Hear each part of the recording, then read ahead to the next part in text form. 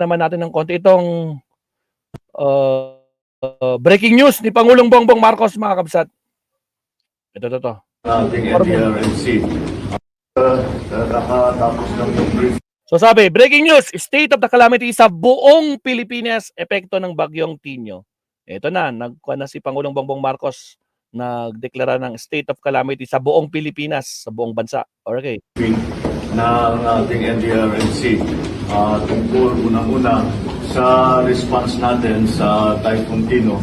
Mabigat talaga ang pagkatama sa Cebu, actually Region 6, 7, 8, Maropa, umabot sa Negros Island Region, kasi dahil tumawid ang Tino and the damage is heavy, and so we are doing our usual relief and support activities para lahat ng mga displaced, lahat ng biktima ay matutulungan ng pamahalaan together with national government, together with the first responders, of course the LGUs.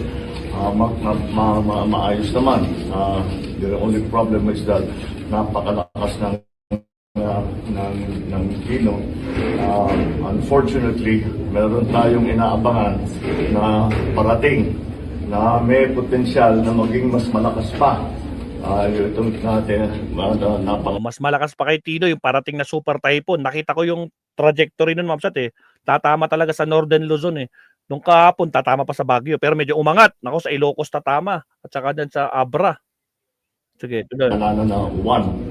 And so we are also preparing for that. Yung pinakamalaking problema na nakita namin is that yung tao natin, yung lahat ng personnel natin nandun ngayon sa Visayas para asikasuhin nga ang relief and support ng pamahalaan doon, ay kailangan na natin pag-isipan kung ilan doon, kung sino doon ang pwede nang dalhin para paghandaan na yung uwan, which is going to hit central and northern Luzon. Mukhang ang landfall sa Cagayan na naman. We will already be feeling the effects, yung ulan and some winds, siguro by Sunday morning. Kaya yun ang aming binabalanse kung hindi namin iiwanan ng Cebu hanggat narinig nyo mga taga Cebu, hindi iwanan ng Cebu. Todo ang suporta ng gobyerno para sa inyo. Lahat na ay in place na. The same thing, but we will do as much as we can to anticipate. Dahil marami tayong, if we anticipate well and we prepare well, marami tayong nagagawa para medyo mas pabawasan ang effect. Pero napakabigat ng nangyari ng Tino. Unfortunately, the casualty count is very high. Madami tayong deaths na we have suffered. I do not want to give a number because we are still in the process of validating all the numbers about the damages, etc., the number of people who have been displaced, the number of families that are under evacuation centers, those that have been displaced na umuwi sa kanilang mga kamag-anak, sa mga kaibigan. Those are still being processed, but it is a significant number. So that's the situation for now. We are continuing our relief and support for those who were hit by Typhoon Tino, but we are also doing everything that we can para ma-anticipate at makapaghanda tayo ng mabuti dito naman sa parating na Typhoon Uwan. Because of the scope of shall we say, problem areas that has been hit by Tino and will be hit by Uwan. There was a proposal from the NDRMC, which I approved, that we will declare a national calamity because ilang regions na yan. There will be almost 10 regions, 12 regions that will be affected. So pagka ganun karami, ganun ang scope, then we will really have to, then it is a national calamity. So that gives us quicker access to some of the emergency funds, number one. Secondly, mapapabilis ang ating procurement so that we don't have to go to the usual bureaucratic procedures and we can immediately provide assistance to the victims of the storms. So that's the way things stand now. We will keep giving you bulletins as the days pass. Thank you. Yun, yan ang Pangulo ng Pilipinas, di ba mga kabsat? Talagang na-traject nila na talagang after dyan sa Central Visayas, pati dito ngayong darating na bagyo, talagang almost 10 regions sa buong Pilipinas. So talagang national na yan, no? Yan ang Pangulo, di ba? Hindi tulad ng iba dyan. Pag ganitong may sakuna, nasan siya? Ha?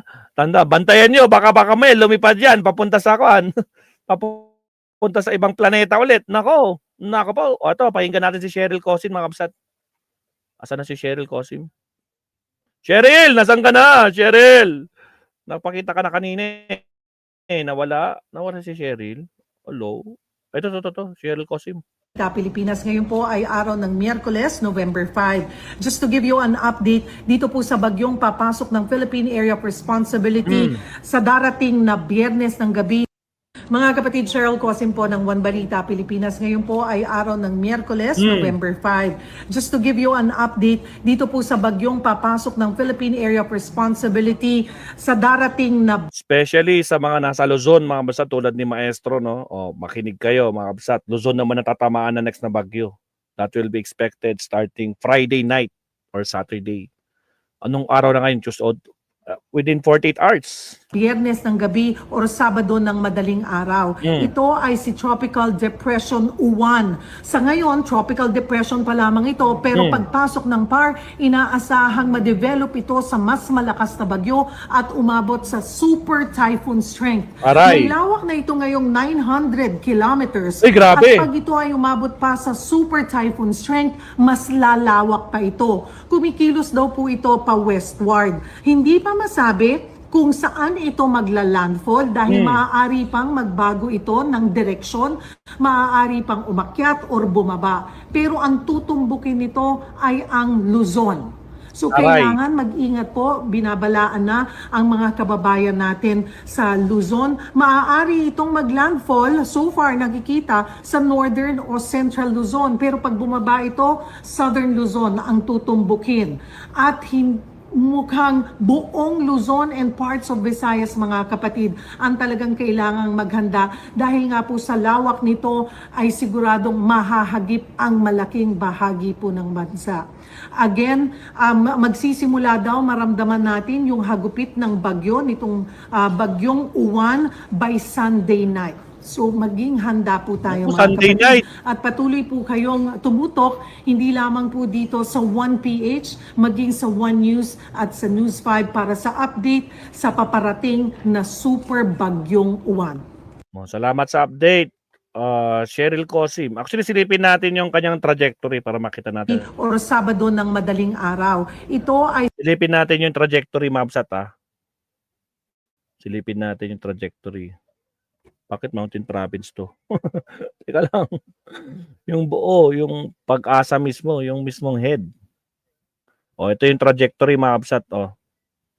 Tignan nyo, pakita ko sa inyo. Anong bagyo to? Sino to? Si bagyong, anong pangalan nito? Intensified Tropical Depression Track. Anong pangalan ng bagyong to? Ito, mga kabsat, Anong petsa kayo? November 6. November 6, nandito pa lang siya, mga kabsat. As of now, 11:30, nandito pa lang siya. Ayun, kuwan na siya. Severe tropical. Pagdating dito sa November 7, bukas, magiging typhoon na siya bukas. Bukas pa lang, 8 p.m. bukas. November 7, letter T, typhoon yan, typhoon. Pagpatak ng November 8, mga kakabsat, November 8 ng umaga, super typhoon na siya. Tapos November 9, ayan, super typhoon hanggang sa maging November 10. Naku, Lunes na Lunes. Tingnan niyo yung sakop, Nakita niyo yung sakop, ang laki, Sakop buong Luzon, Batanes, Metro Manila, sakop buong Luzon, mga kakabsat. Ang laki, Batangas, Laguna. Quezon. Yun, oh, yung kanya, oh, yung range. So talagang mag-ingat tayo. Nakita niyo 'yan nasa taas, oh, yan, ano, yung mismong trajectory niya. So naku po, 'pag hindi nagbago 'yan, naku po, sana tumaas pa pamunta dun sa sa ibang bansa, 'wag sa atin. Naku po, super typhoon 'yan, eh, 'di ba? Malamang nasa signal number 4 na naman tayo 'pag ganyan. Super typhoon, oh. Oh, 'yan na yung last legend niya, oh, super typhoon, oh, 'yan na yun, oh. Mas malakas pa 'to kumpara doon sa Baguio. Kung gano'n ang nangyari sa Cebu, naku po, mga kabsat, hindi malayong mangyari 'yan dito sa susunod na bagyo na ine-expect natin na magla-landfall sa Sunday. Ay, sa Monday pala, landfall niya, 8 o'clock in the morning. November 10, Monday na Monday, mga kabsat, no? Lunes na Lunes, landfall ka agad. Sigurado, declare walang klase to. Oh, naku, buong Luzon to, sigurado magde-declare to. Malacanang magde-declare na naman yan. So, mag-ingat tayo, mga kabsat. Mas malakas yung parating na bagyo, no? Nako po. Kaya itong mga garapata, nako po, kayong mga garapata dyan. Baka sabihin nyo, kasalanan na naman ni BBM, ha? Anak na ko, kumikilos ang Pangulong Bongbong. Ngayon pa lang, kumikilos ng Pangulo. Kaya, nag-breaking news siya kanina na state of calamity ang buong Pilipinas. Ayan. So, maraming salamat, Pangulong Bongbong Marcos. Alright. Next topic tayo. Puntahan natin yung Pugante, mga kabsat. May sinasabi yung Pugante. Kilala nyo kung sino yung Pugante? O sige, subtopic muna tayo, mga kabsat. Again, sa mga bagong pasok dyan, huwag kalimutan mag-like and subscribe. Ilan na yung like natin? Infinite. Fong Wang international name ng Wan pagpasok. Ay, Fong Wan ang international name. Okay. Pero ilan na yung like natin? O, like naman tayo, mga kabsat, no? 93 live viewers. Sa mga di pa po nagla-like dyan, like and subscribe po tayo, mga kabsat. Alright, subtopic tayo, mga kabsat. Maraming salamat po. Okay, here we go.